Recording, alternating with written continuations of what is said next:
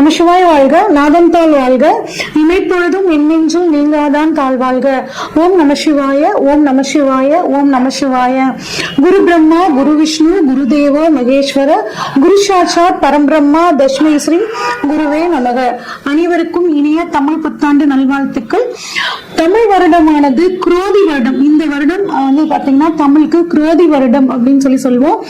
இந்த தமிழ் புத்தாண்டானது ஆங்கிலத்துக்கு ஏப்ரல் 14ஆம் தேதி ஞாயிற்றுக்கிழமை வந்து பிறக்குதுங்க.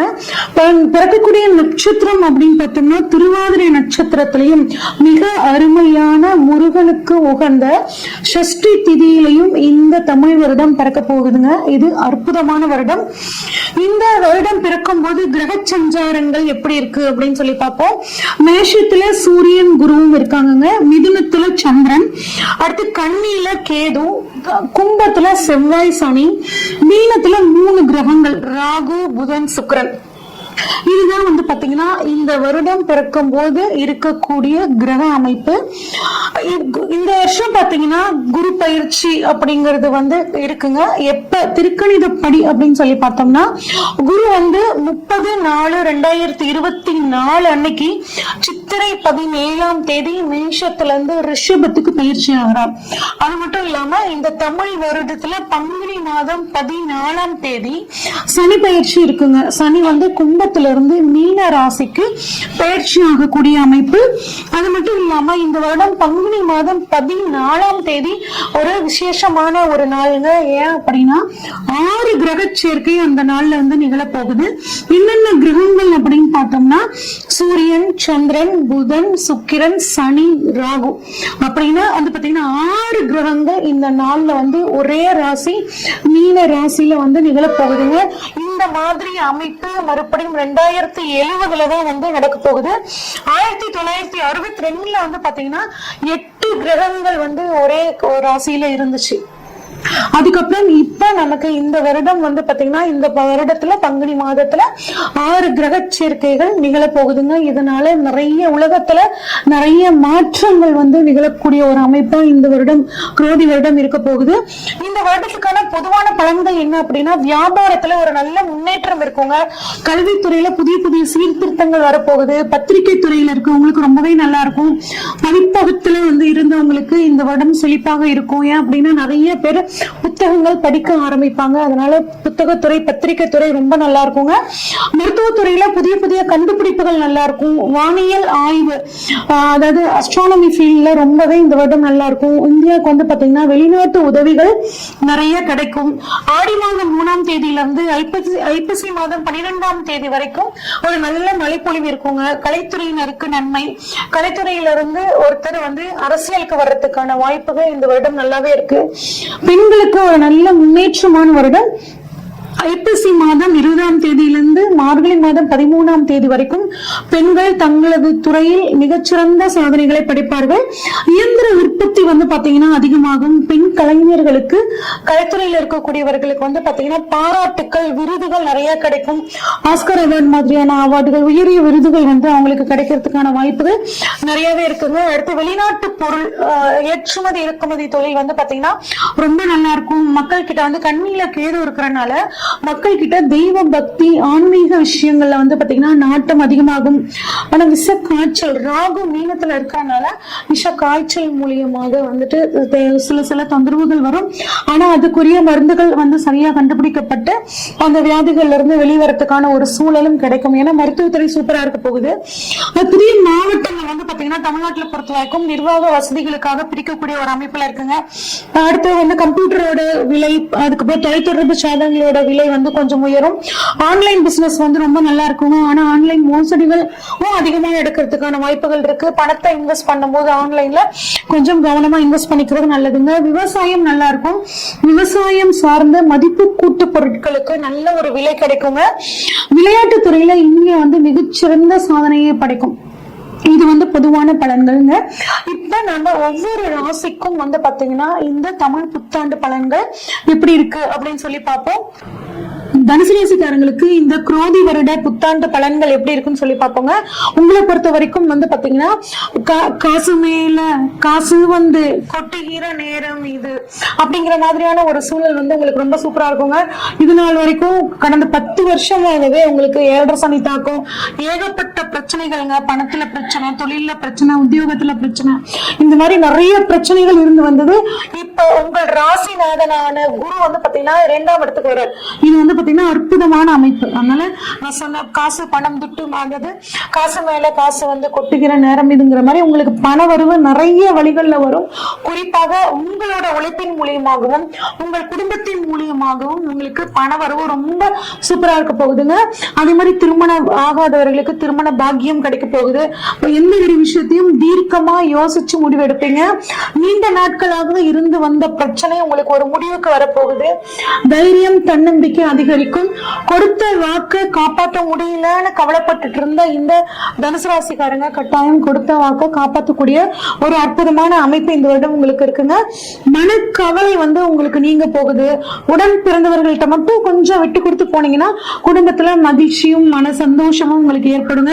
படிக்கக்கூடிய மாணவர்களுக்கு ஒரு நல்ல முன்னேற்றம் கிடைக்க போகுது. படிப்புல நல்ல மதிப்பெண்கள் வாங்க போறீங்க. முன்னோர்களோட ஆசீர்வாதம், வயதானவர்களோட ஆசீர்வாதம் உங்களுக்கு கட்டாயம் கிடைக்க போகுது. அதன் மூலியமாக இந்த வருடம் மிகச்சிறந்த வருடமாக உங்களுக்கு இருக்க போகுதுங்க. ஆன்மீக நாட்டம் வந்து பாத்தீங்கன்னா உங்களுக்கு அதிகரிக்கக்கூடிய அமைப்பு இருக்கு. சரிங்க, எங்களுக்கு பணவரவு எப்படி இருக்கும் அப்படின்னு கேட்டீங்கன்னா, குரு 2ஆம் இடத்துல பாக்குறதுனால கட்டாயம் பணவரவு இருக்குங்க. ப்ரமோஷன் மூலியமாக ஒரு பணவரவு. வாழா கடன், ரொம்ப நாளா ஒருத்தட்ட பணம் கொடுத்துங்க, அவர்கிட்ட கொடுத்து 10 வருஷம் ஆச்சுங்க, 7 வருஷம் ஆச்சுங்க, திரும்ப அந்த பணமே வரமாட்டேங்குதுங்க அப்படின்னு கவலைப்பட்டு இருக்கிறவங்களுக்கு இந்த வருடம் அந்த பணம் வரக்கூடிய அமைப்பு ரொம்பவே நல்லா இருக்குங்க. இன்சூரன்ஸ் மூலியமாகவும் உங்களுக்கு பணவரவு கிடைக்க போகுது. கோர்ட் கேஸ், பினான்சியல் கேஸ் ஏதாவது நடந்துட்டு இருந்துச்சுன்னா அதுவும் உங்களுக்கு சாதகமாக முடிஞ்சு கட்டாயம் உங்களுக்கு பணவரவு கிடைக்கும். கடந்த 7.5 வருஷத்துல 7.5 சனி காலத்துல நிறைய தனுசு ராசிக்காரங்க பாத்தீங்கன்னா பினான்சியல் சம்பந்தப்பட்ட கேஸ்ல மாட்டிருப்பாங்க. அதுல உங்க மேல தவறு இல்லாத பட்சத்துல இந்த வருடம் உங்களுக்கு அந்த கேஸ் சாதகமா முடியுங்க. அதன் மூலியமாக உங்களுக்கு பணவரவு அப்படிங்கிறது நிச்சயம் கிடைக்குங்க. சரிங்க, எங்களுக்கு திருமணம் எப்படி அப்படின்னு சொல்லி பார்த்தோம்னா, தனுசு ராசிக்காரங்களுக்கு கட்டாயம் இந்த வருடம் திருமண பாக்கியம் நல்லா இருக்குங்க.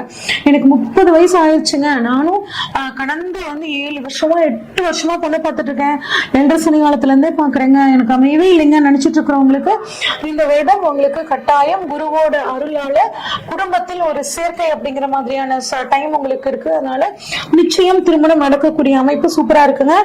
அதே மாதிரி வாழ்க்கை துணை மூலியமாக திடீர் அதிர்ஷ்டம், எனக்கு ஏற்கனவே கல்யாணம் ஆயிடுச்சு இருக்கவங்களுக்கு வாழ்க்கை துணை மூலியமாக திடீர் அதிர்ஷ்ட வாய்ப்புகள், அதன் மூலியமாக பண வரவு கிடைக்க போகுதுங்க. ஏன் அது மட்டும் இல்லாம 7ஆம் அதிபதி வந்து புதன் 4ஆம் இடத்துல இருக்கிறது மனைவியின் மூலியமாக சொத்து சேர்க்கை, வாகன சேர்க்கை அப்படிங்கிற ஒரு அமைப்பை கொடுக்குதுங்க. அது மட்டும் இல்லாம உங்க மனைவி பேர்ல, உங்க வாழ்க்கை துணை பேர்ல நீங்க வீடு கட்டக்கூடிய அமைப்பும் இந்த வருடம் உங்களுக்கு ரொம்பவே நல்லா இருக்குங்க. ஆனா கணவன் மனைவி கொஞ்சம் விட்டு கொடுத்து அனுசரிச்சு போனீங்க அப்படின்னா இந்த வருடம் ரொம்பவே நல்லா இருக்கும். குழந்தை அப்படின்னு எடுத்துக்கிட்டோம்னா மருத்துவம் மூலம் குழந்தை பாக்கியம் கிடைக்கிறதுக்கான வாய்ப்புகள் ரொம்பவே நல்லா இருக்குங்க. வேலை அப்படின்னா 6ஆம் இடத்தில் வந்து பாத்தீங்கன்னா குரு இருக்காருங்க. உத்தியோகத்துல நல்ல நன்மை கிடைக்கும், புதிய வேலைகள் கிடைக்கக்கூடிய ஒரு அற்புதமான அமைப்பு இருக்குங்க. அதே மாதிரி ஒரு விஷயத்துல நீங்க கொஞ்சம் கவனமா இருக்கணும். உங்க கூட வேலை செய்யற எதிர்பாலினத்திடம், குறிப்பாக பெண்களாக இருந்தால் பெண்களிடமும் ஆணாக இருந்தால் பெண்களிடமும் கொஞ்சம் கவனமா இருக்கணுங்க. தொழில் சம்பந்தப்பட்ட விஷயங்களை மட்டும் அவங்க கிட்ட பேசிக்கணும். தேவையில்லாத பேச்சுக்கள் உங்களுக்கு வந்து பாத்தீங்கன்னா சங்கடங்களை ஏற்படுத்தக்கூடியது, கொஞ்சம் கவனமா இருக்கிறது நல்லதுங்க. நீங்க விரும்பிய இடமாற்றம், சொந்த ஊருக்கு டிரான்ஸ்பர் அப்படிங்கிறது உங்களுக்கு நல்லாவே இருக்கு இந்த வருடம். தொழில் அப்படின்னு பொறுத்த வரைக்கும் எங்களுக்கு தொழில் எப்படி இருக்கும் அப்படின்னு கேட்டீங்கன்னா, குருவோட பார்வை 5ஆம் பார்வை உங்களோட தொழில் ஸ்தானத்துல படுது. அங்க கேது இருக்கு. அந்த மாதிரி எக்கச்சக்கமான பிரச்சனைகள் இருந்தாலும் குருவோட ஒரு பார்வை வந்து பாத்தீங்கன்னா அனைத்து பிரச்சனைகளையும் உங்களுக்கு சரி பண்ணி கொடுக்குங்க. எவ்வளவு இடைஞ்சல்கள் தொழில இருந்தாலும் அதையெல்லாம் தாண்டி தொழில ஒரு நல்ல பேர் புகழ் கிடைக்கும் தொழிலுக்காக. ஆனா நீங்க நிறைய உழைக்கக்கூடிய அமைப்பு இந்த வருடமா உங்களுக்கு இருக்குங்க. ஆயுதம் நெருப்பு சம்பந்தப்பட்ட தொழில் பண்றவங்க கொஞ்சம் சேஃப்டி எல்லாம் சரியா இருக்கா, சேஃப்டி மெஷர்மெண்ட் எல்லாம் கரெக்டா இருக்கா அப்படின்னு சொல்லி பாத்துக்கோங்க. கொஞ்சம் கவனமா இருங்க. தினசரி விநாயகர் வழிபாடு பண்றது, குறிப்பாக ஒரு விநாயகர் சிலையோ இல்ல விநாயகர் படமோ தொழில் செய்யற இடத்துல, ஏன்னா தொழில் ஸ்தானத்துல கேது இருக்காரு, அந்த கேது வந்து பாத்தீங்கன்னா விநாயகருக்கு, அதனால விநாயகரோட ஒரு படத்தையோ இல்ல உருவத்தையோ வச்சு தினமும் பூஜை பண்ணி வழிபாடு பண்ணும்போது உங்க தொழில் வந்து பாத்தீங்கன்னா ரொம்ப சூப்பரா வந்து நடக்குங்க. சொத்து, எங்களுக்கு சொத்து வாங்கக்கூடிய யோகம் இருக்கா அப்படின்னு கேட்டீங்கன்னா கட்டாயம் உங்களுக்கு வாழ்க்கை துணை வழி சொத்துக்கள் கிடைக்கும். வாழ்க்கை துணை பேர்ல சொத்துக்கள் வாங்கக்கூடிய அமைப்புங்க. டாக்குமெண்ட்ல ஏதாவது பிரச்சனைகள் இருந்தாலும் அது வில்லங்கங்கள் நீங்கும். தாய் தந்தை அவங்களோட வழி சொத்துக்கள் கிடைக்கிறதுக்கான வாய்ப்புகள் இருக்குங்க. தாய் அப்பாவுக்கும் அம்மாவுக்கும் ஒரு ஃபுல் பாடி செக்அப் பண்ணிக்கிறது ரொம்பவே நல்லது. பெண்களுக்கு எப்படி இருக்கும், இந்த தனுசு ராசிக்கார பெண்களுக்கு எப்படி இருக்கும் அப்படின்னு பார்த்தோம்னா, வாழ்க்கை துணைகிட்ட எந்த ஒரு விஷயத்தையும் கலந்து ஆலோசிச்சு செயல்படுறது நல்லதுங்க. முடிஞ்ச வரைக்கும் வாழ்க்கை துணைகிட்ட எந்த விஷயத்தையும் மறைக்காதீங்க.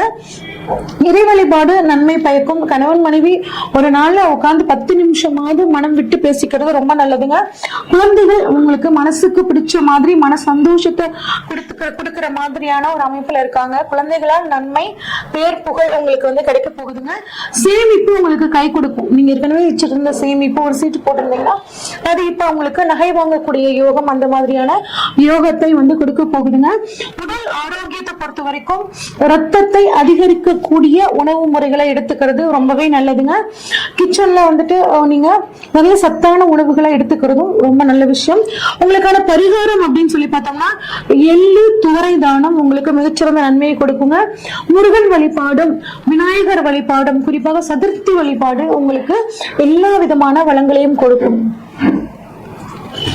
இதுவரைக்கும் நம்ம பார்த்த அனைத்துமே வந்து பாத்தீங்கன்னா பொதுவான பலன்கள் தாங்க. உங்களோட சுய ஜாதகத்துல கிரகங்கள் எங்க இருக்காங்க, குறிப்பா வருடக்கோள்களான குரு ராகு கேதுக்கள் எங்க இருக்காங்க, இதையும் கோச்சாரத்துல இருக்கக்கூடிய கிரக அமைப்பையும் வச்சு பார்க்கும்போது துல்லியமான பலன்களை எடுக்க முடியுங்க.